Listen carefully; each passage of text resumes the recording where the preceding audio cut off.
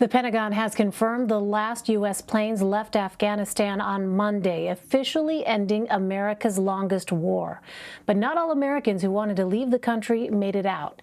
U.S. forces stuck to the August 31st deadline to exit, but many Republican lawmakers have said that date should have been ignored. House Minority Leader Kevin McCarthy was pushing for troops to stay in Afghanistan until every single American was evacuated. He called on House Speaker Nancy Pelosi to recall the House to session so it could address the situation. For more, I want to bring in CBS News congressional reporter Zak Hudak.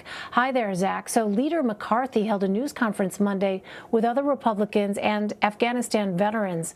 What kind of action are they hoping to see Congress take in regards to Afghanistan?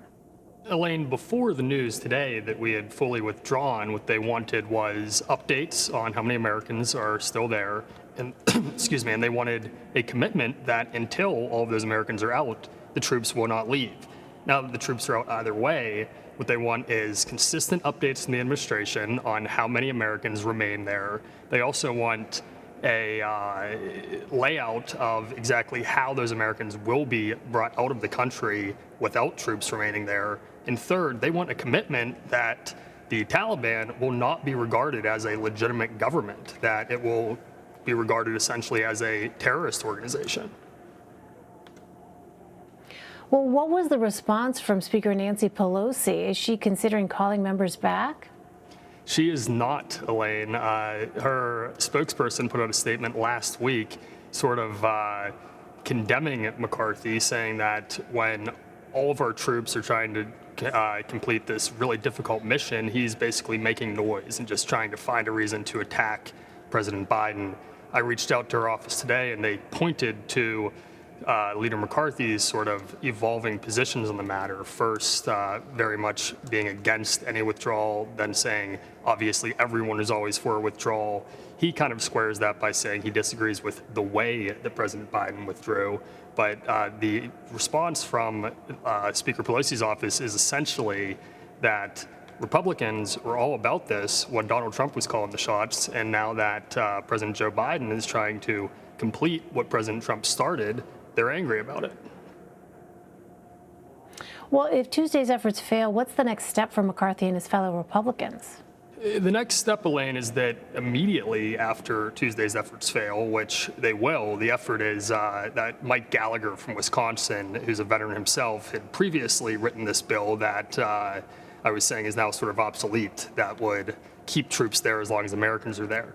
He is working on rewriting that bill, and what's going to be in it now is, as I said, the details of how the Americans who are still there will be getting out and not calling the Taliban an official government. When that fails, and I want to just be clear that it will fail, Speaker Pelosi is not going to change her mind and call all 435 members back tomorrow. When that fails, Brian Mast, another veteran from Florida, plans to introduce a discharge petition, which the way that works is if you can get a majority of the members, 218, to sign on, you can force something to come to the floor without leadership. One note on that, typically that takes 30 working days of Congress, so that would put us back well over a month, essentially like 2 months.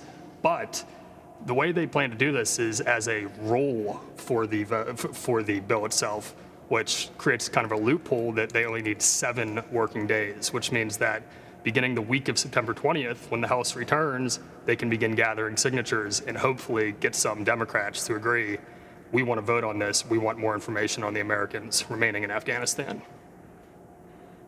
Interesting. All right. Well, Zak, we have seen a number of Republicans in recent days call on the president to resign or even be impeached. Do we know where the House Minority Leader stands on that? Leader McCarthy has sort of dodged those questions and said that it's not the time to deal with that. He did say last week that there will be a time to hold those accountable.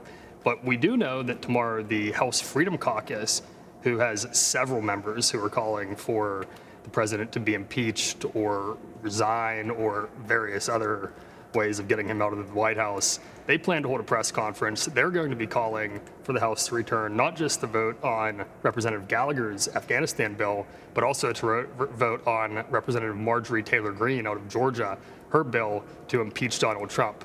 I mean, that is purely a messaging bill. It has 0% chance of reaching the floor, let alone passing. But nonetheless, there are loud voices in the Republican Party who are saying this is a red line. Joe Biden needs to be out now. That being said, nothing will come of those, at least for now.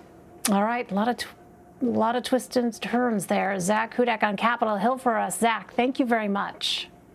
Thank you, Elaine.